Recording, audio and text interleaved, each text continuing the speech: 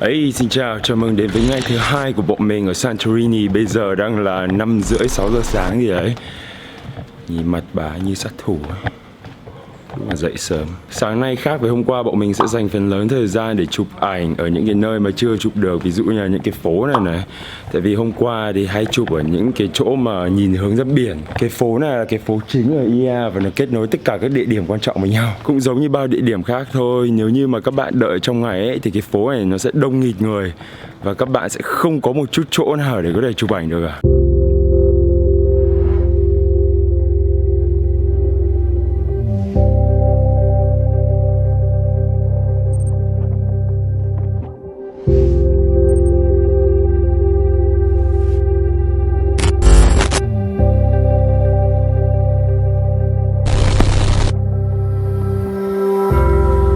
Screaming out, but you can't make a sound, you know it's only a dream. When your back hits the ground and things turn around, you know it was only a dream. 'Cause nothing is as bad as you think, even when you're pulling at the seams. When the lights go out, you still got me. Oh, một lần nữa, luôn luôn là một điều tốt khi mà bạn dậy sớm, đặc biệt là ở Santorini. Sau khi mà đi chụp ảnh sáng nay xong thì bọn mình sẽ về ăn sáng, nghỉ ngơi. Y như hôm qua thôi, chắc là lại jacuzzi tiếp.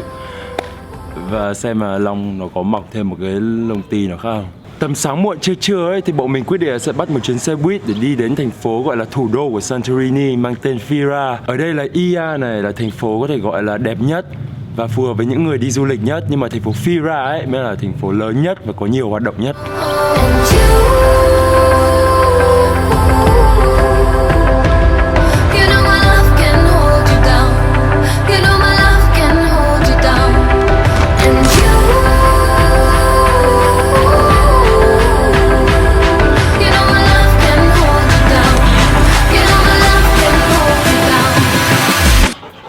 Bây giờ đang là 9 giờ kém đây, mình nghĩ là đây là một địa điểm tốt để mình bay Jetway lên cho mọi người xem Santorini sáng nay trông như nào. Mình muốn tranh thủ nói một chút về Jetway. Mình thấy Jetway thực sự là một con drone cực kỳ tuyệt vời. Nó được sản xuất bởi hãng DJI. Và hãng này là hãng kiểu chuyên sản xuất những con drone mà rất là đáng tin cậy. Vì bình thường ấy, khi mà mọi người nghĩ đến cái việc bay drone thì họ sẽ nghĩ đến cái việc mà mất tín hiệu, rồi chết, rồi rơi, rồi nói chung là đủ các thể loại các tai nạn, đúng không? Nhưng mà DJI ấy, được cái là nó rất là an toàn. Không hiểu vì sao. Công nghệ. Một trong những điều nữa mình thích về Jetway ấy, đó chính là khởi động. Nó cực kỳ dễ, cực kỳ nhanh luôn, tiện kinh khủng khiếp luôn. Bạn chỉ cần có điều khiển, có iPhone, có Jetway là... Nếu mọi người không biết ấy, trước khi mình đi cái Euro trip lần này thì có một hôm trước đấy mình thử bay Jetway ra khỏi ban công nhà mình để tập bay, để đi những cái chuyến đi này thì không mất nhiều thời gian. Thì lúc đấy bay lên phát thì rồi nó đập bụp phát Jetway vào tường. Nó đập vào tường xong rồi nó kêu tít tít tít tít, nó mất tín hiệu, xong rồi nó cứ bay xuống mấy cái nhà dưới kia. Mà lúc đấy nhá, là khoảng 9-10 giờ đêm ở London, tối om luôn, không nhìn thấy cái gì cả. Thế là lúc ấy mình hoảng cơ, tại vì mình cầm cái điều khiển này, mình không thể điều khiển nó được, tại vì có gió lúc ấy nó đập vào tường nhanh quá. Thế là nó bay rồi đấy, thì mình phải chạy xuống dưới nhà, mình cầm cái đèn pin, mình soi từng cái bụi cây một, nhìn từng cái góc nhà một, xong cuối cùng mới thấy nó được ở dưới đấy. Nó ngồi lăn lóc, nó co giật này. Tưởng nó chết rồi cơ, tưởng là không có Jetway cho chuyến đi này, cuối cùng may quá, cứu nó được. Bay nhá, cho mọi người xem này.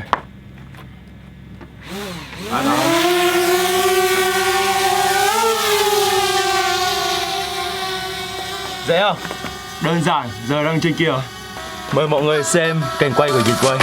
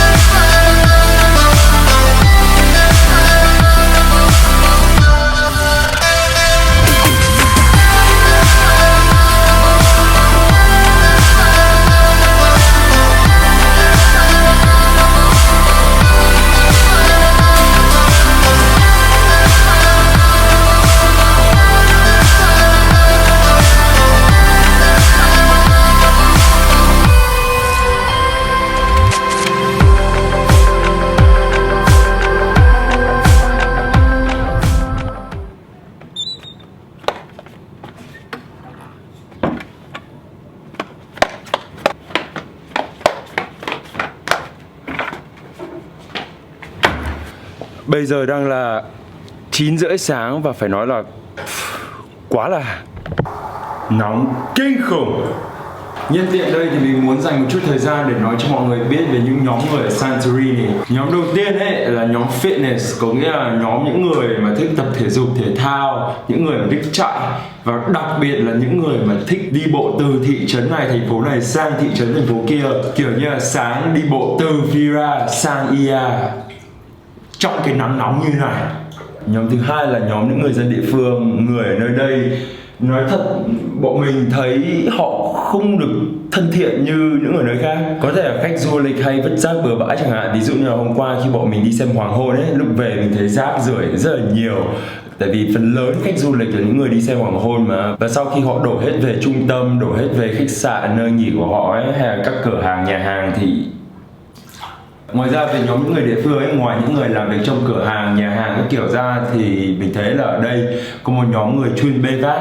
Tại vì Santorini ấy, nó là một cái đảo nhưng mà các cái thành phố, các thị trấn nó được xây ở trên rất là cao. Cho nên nếu như mà chuyển đồ, chuyển hàng từ hàng hải ấy, thì những cái bến cảng ấy nó ở dưới cái đảo, và vì thế phải cần người để mang hết tất cả các đồ đạc này lên cho khách du lịch, cho những người dân địa phương ở đây sinh sống. Nhiều người thì họ dùng lừa, nhưng mà mình cũng thấy rất nhiều người địa phương họ bê vác bằng tay hết. Họ có những cái xe đẩy mà họ kéo lên từng cái bậc thang một trong cái nắng nóng như này. Nhóm người thứ ba mình thấy thật ra một nhóm rất là lớn, và đó chính là nhóm thích chụp ảnh. Bạn có những nhiếp ảnh gia chuyên nghiệp này là thường những người này là những người mà chụp ảnh nhưng mà không bao giờ thích chụp bản thân. Họ toàn là chụp cảnh thôi, và họ cực kỳ ghét những cái nhóm người còn lại.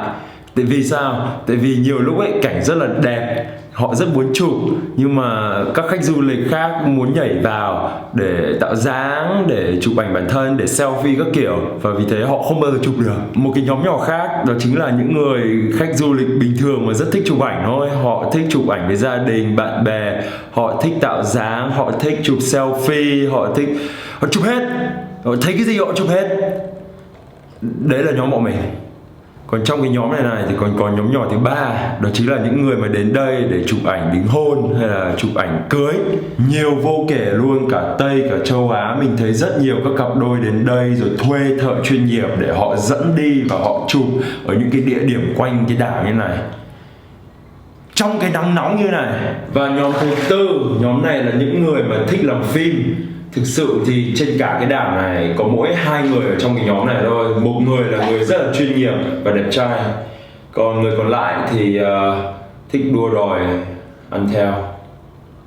Mình quên mất là còn nhóm thứ 5 nữa cơ. Nhóm này là những người mà thích tự cạo lông ti của mình.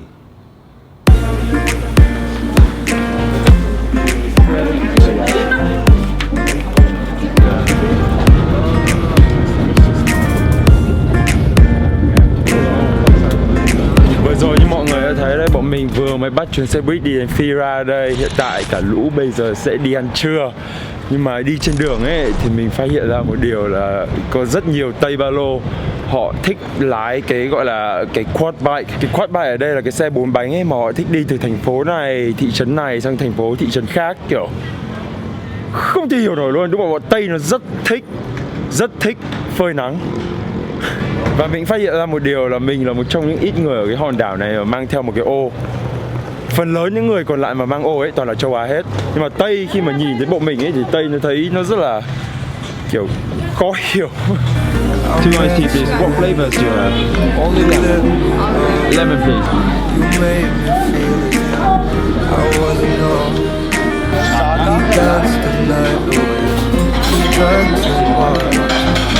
Nó lại bắt chước mọi người. Nó lại bắt chước. Then you smiled over your shoulder. For a minute I was stone cold sober. I pulled you closer to my chest, and you asked me to stay over. I said I already told you. I think that you should get some rest. I knew I loved you then, but you never know. So I played it cool when I was scared to let it go. I know I needed you, but I never showed. But I wanna stay with you until we're grown old. Say you won't let go. Just say you won't let go.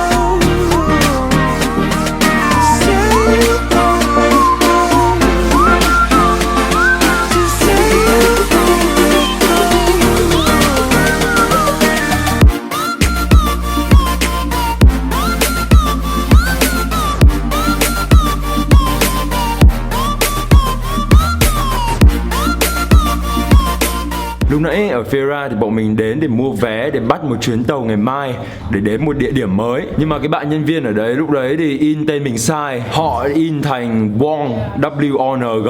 Sao mày muốn kể tiếp không? Bạn bán vé khẳng định là sẽ không sao đâu. Không sao đâu. Sau đó mình hỏi lại là có chắc không? Có chắc không? Và bạn bán vé nói chắc. Không vấn đề, đúng rồi. Đúng. Mày cứ thế mà lên. Chắc. Sau đấy mình cầm máy quay của mình lên và nói tao xem video mày đấy, mày có chắc không? Mày có chắc không? Bạn bán vé nhìn mình và nói thôi để là tao làm lại cho.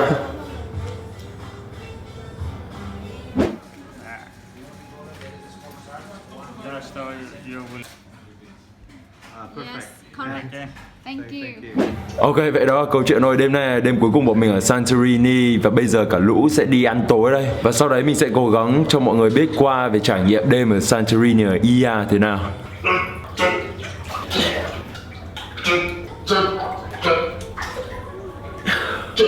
Thằng đầu kia nó đang nhìn mình mà.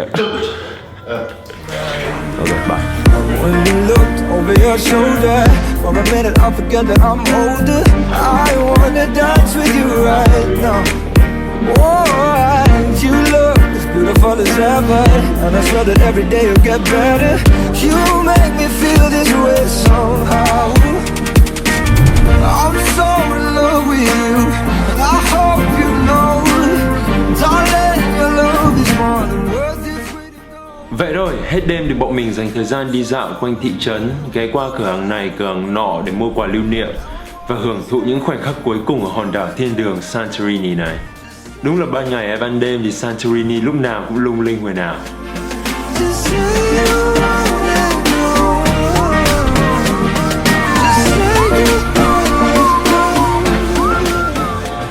Ngày mai bọn mình sẽ lên đường đến một địa điểm tưởng chừng không thể nào bằng được Santorini, nhưng mà rồi cả nhóm sẽ ngã ngửa bất ngờ vì quá sai lầm. Mình sẽ không nói đây là ở đâu. Hẹn mọi người ở phần sau của The Vlogging Series Euro Trip 2018 để biết nhé. Thú vị lắm ấy. Hate is gonna hate, like is gonna like, share and subscribe. Còn bây giờ thì bye bye.